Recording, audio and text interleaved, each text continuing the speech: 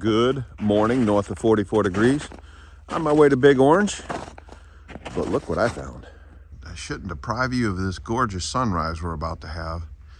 Still pretty dark, but the camera picks it up pretty good. Let's make that run. I'll be back inside in just a second.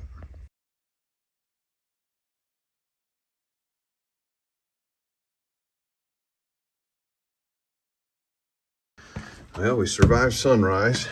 Got all the things we needed at Big Orange. Let's get in here and get busy. First thing we want to do is get the utility room a little bit warmer, because we'll keep the foam in here while we are not using it. Foam has to be at 65 degrees or better, and we're currently at 52. So we're going to turn the heater up a little bit and get this place a little bit warmer so we can store the two-part foam in there while we're not using it. All right, let's do this.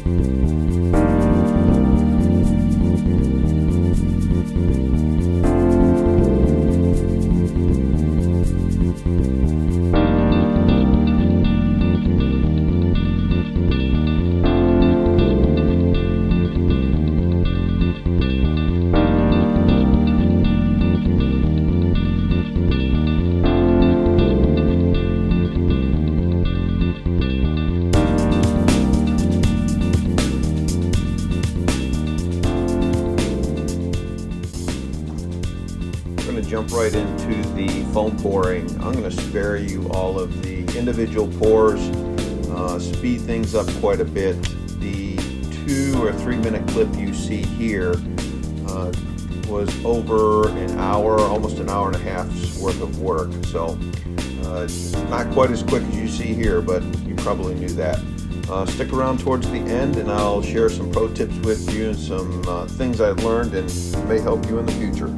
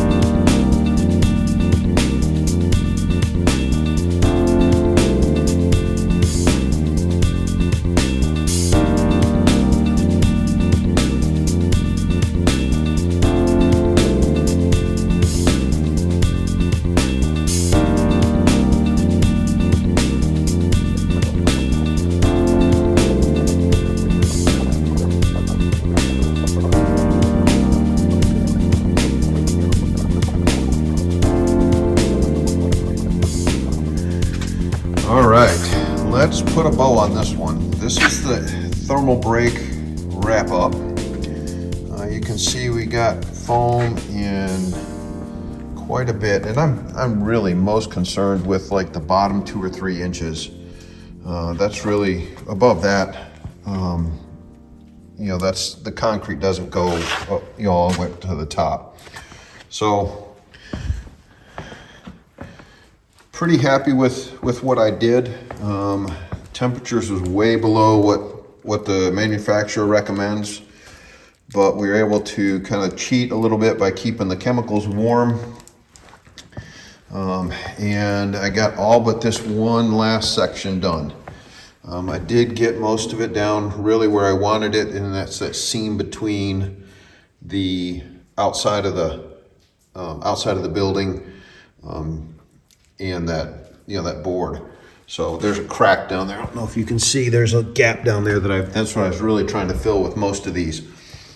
So I'll come in tomorrow with canned foam and fill in a few places that look like they may need a little help.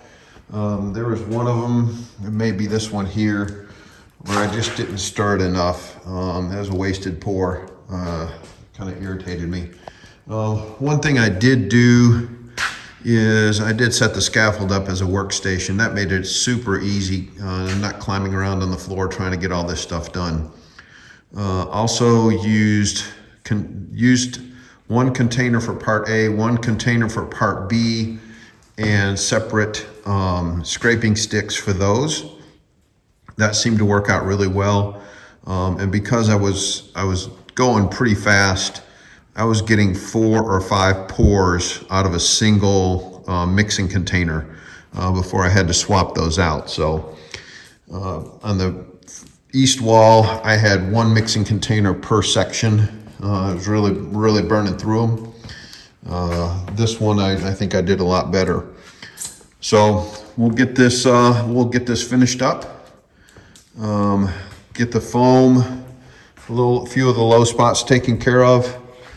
And then I'll come in and do the 1-inch EPS, and then the covers for these. This was really huge, being able to get this done while it was relatively warm. This is really the difference between me being able to continue working in here this winter.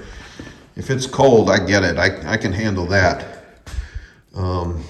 But I knew there was just no way I was going to be able to pour this foam if it was, 20 degrees in here.